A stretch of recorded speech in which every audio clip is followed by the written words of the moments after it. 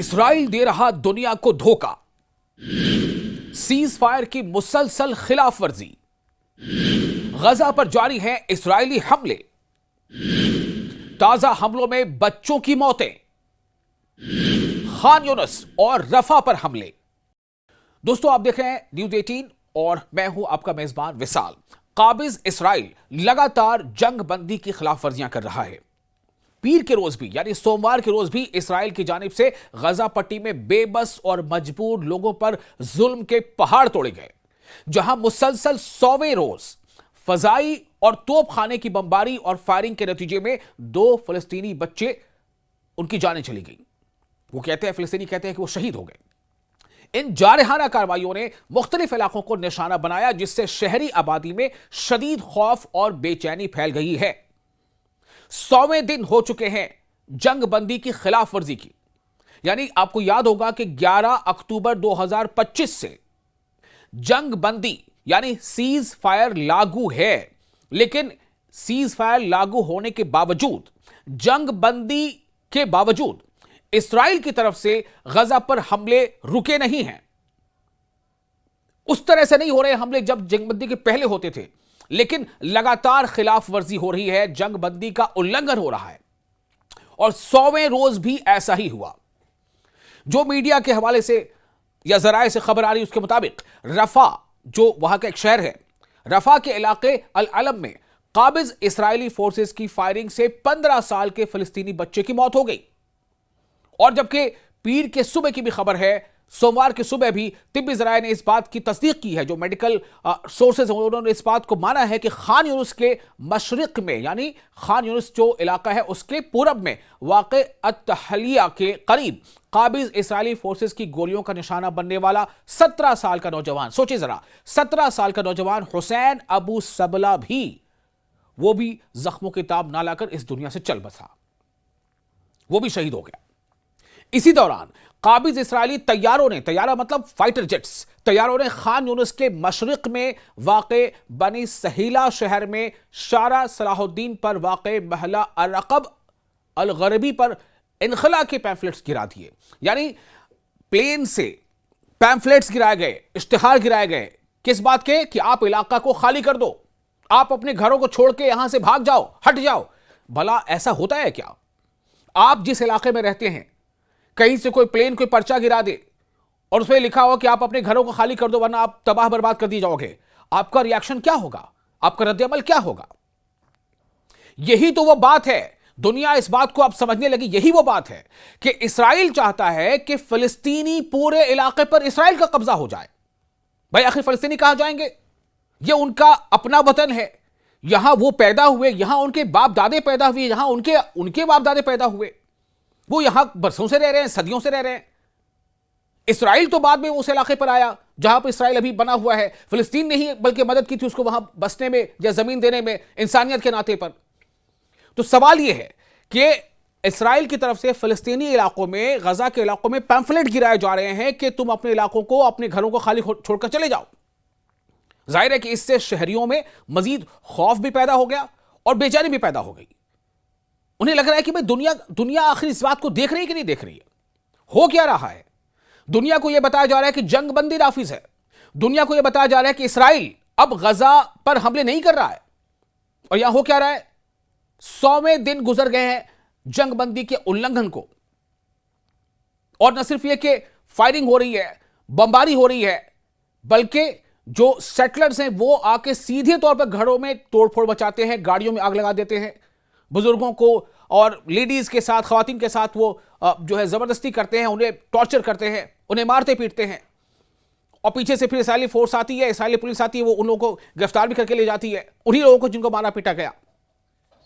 जो local sources हैं उनसे जानकारी मिल रही है कि काबिज यानी जिसने कब्जा किया है, काबिज इस्राइली फोर्सेस ने जनूबी गजा पट्टी में खान यूनिस शहर के मशरकी इलाकों में रिहायशी इमारतों को धमाकों से मिसमार कर दिया, धमाका करके ब्लास्ट करके मकानों को तोड़ दिया, ताकि अब न रहेगा, कहते हैं ना कि घर ही नहीं रहेगा तो वो लोग रहेंगे नहीं। आप सोचें, जिनका अपना घर है उनके घरों को धमाके से उड़ा दिया जा रहा है ताकि उनके घर के रहने वाले लोग घर में आके रहे नहीं। और बाद में फिर इसराइल जो है उसे मलियामेट कर दे और बाद में फिर अपने इसराइलियों को वहां बसा दे। यही होता चला आ रहा है। आप याद करें, जिस मिशन का नाम तूफान अल अक्सा दिया गया था, आपने याद होगा वो सीन जब पैराग्लाइडर से हमास के लोग जो है लड़ा के वो इसराइली फौजियों को निशाना बना रहे थे। वो जंग इसीलिए, उनकी मज़ाहमत इसी बात की है कि आप हमारे इलाके से हमें निकालकर आप खुद कब्जा करना चाहते हो, करते चले आ रहे हो, तो हमारे पास रास्ता क्या बचता है। आपको बता दें कि ये जो धमाकों से घरों को तोड़ा फोड़ा जा रहा है, मिसमार किया जा रहा है, जबकि इसी इलाके में मौजूद फौजी गाड़ियों की जानिब से शदीद फायरिंग भी की गई है। इसके साथ साथ काबिज इसराइली जंगी तैयारों ने खान यूनुस के मशरकी इलाकों पर 2 फिजाई हमले किए, जो 10 अक्टूबर गुज़िश्ता से सीज फायर मुआहदे के नाफिज होने के बाद से रोजाना की बुनियाद पर जारी हमलों के सिलसिले में एक नया खतरनाक इजाफा है। गजा पट्टी के वसती इलाके में, वसती मतलब केंद्रीय, सेंट्रल जो एरिया है, उस इलाके में एक काबिज इसराइली हेलीकॉप्टर ने अल बरीज पनाहगुजी कैंप के शुमाल मशरकी इलाकों पर फायरिंग कर दी। आप सोचें, जो रेफ्यूजी कैंप हैं, जो शेल्टर्स बनाए गए हैं कि आप यहां पर आके पनाह ले लीजिए, क्योंकि जंग के हालात चल रहे हैं तो यहां पनाह लीजिए, यहां रहिए, आपके इलाकों को में बमबारी हुई है, आपका इलाका जो है निस्तनाबूद हो गया है। उस पनाहगुजी कैंप में भी, उस रेफ्यूजी कैंप पर भी हमले हो रहे हैं, वहां भी फायरिंग की जा रही है। क्या यह इंसानियत सिखाता है? और इसी की वजह से वहां रहने वाले खानदानों में शदीद खौफ फैल गया है। ये तमाम जो चीजें आगे बढ़ रही है, ये तमाम जो सरगर्मी है, ये जो पेशरफ्त है, ये सीज फायर मुआहदे की मुसलसल खिलाफ वर्जी करते हुए, उसका उल्लंघन करते हुए ये सामने आ रहा है। जहां इंसानी हुकूक के इदारे खबर लगातार दे रहे हैं, बता रहे हैं, जो ह्यूमन राइट्स को लेकर के जितने हुए संगठन हैं, कि रिहायशी इलाकों पर जारी फौजी हमले न सिर्फ शहरियों की जानों के लिए संगीन खतरा है, बल्कि गजा पट्टी में जंग बंदी के इस्तेहकाम, यानी जो सीज फायर है उसकी लाइफ, सीज फायर की स्टेबिलिटी, उसको भी नुकसान पहुंचा रहे हैं। उस इस्तेहकाम और शहरियों के तहफ्फुज की तमाम कोशिशों को भी सबोताज कर रहे हैं। गजा मरकज की जानिब से खिलाफ वर्जियों की दस्तावेज बंदी, गजा मरकज बराए इंसानी हुकूक ने इस बात की तस्दीक की है कि सीज फायर मुआहदे के निफाज के इब्तदाई 100 दिनों के दौरान, शुरुआती 100 दिनों के दौरान, जब से जंगबंदी लागू हुई है, उस दिन से लेकर के यानी 11 अक्टूबर 2025 से लेकर के 100 दिनों के दौरान काबिज इसराइल यानी कब्जाधारी, जिसने कब्जा किया हुआ इसराइल ने, उसकी संगीन खिलाफ वर्जियां यानी जंगबंदी का उल्लंघन लगातार जारी है, जो इस बात का सबूत है कि फलस्तीनी आवाम के खिलाफ नस्ल कुशी की जानी पहचानी पॉलिसी अलग अलग तरीकों और निस्बतन कम शिद्दत वाले हथकंडों के साथ बदस्तूर जारी है। यानी कि जेनोसाइड, बिल्कुल नस्ल का खात्मा कर देना, इंसानों को वहां से मिटा देना, इसकी कोशिशें लगातार जारी हैं, जंग बंदी के बावजूद जारी हैं। जब जंग बंदी नहीं हुई थी तब तो जिस तरह से चाहते थे वो हमले करते थे, अब टैक्टिकली हमला कर रहे हैं।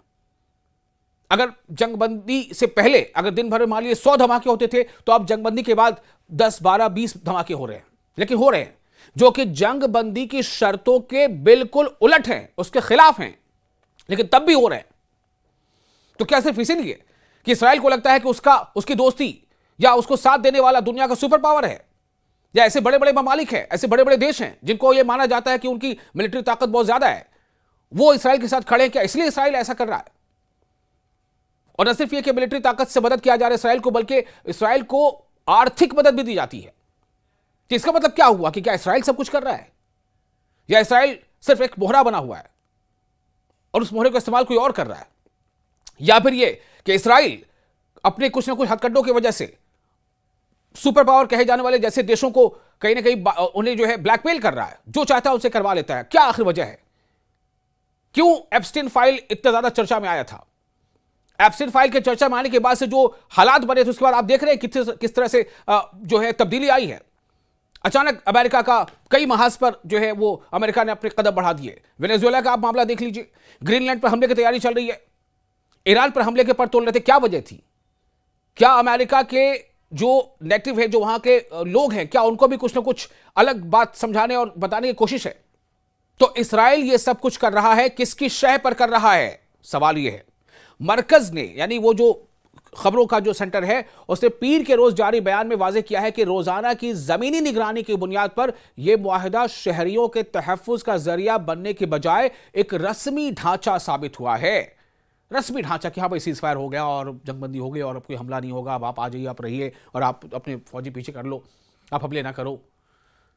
और इसी के आड़ में फिलिस्तीनी शहरियों के कत्ल, बराह रास्त निशाना बनाने, भूख मुसल्लत करने और जिंदगी के बुनियादी वसाइल से महरूम रखे के जराइम इसराइल की जानिब से जारी हैं और जो देश भी इसराइल का साथ दे रहे हैं वो सब इस जुर्म में बराबर के शरीक हैं।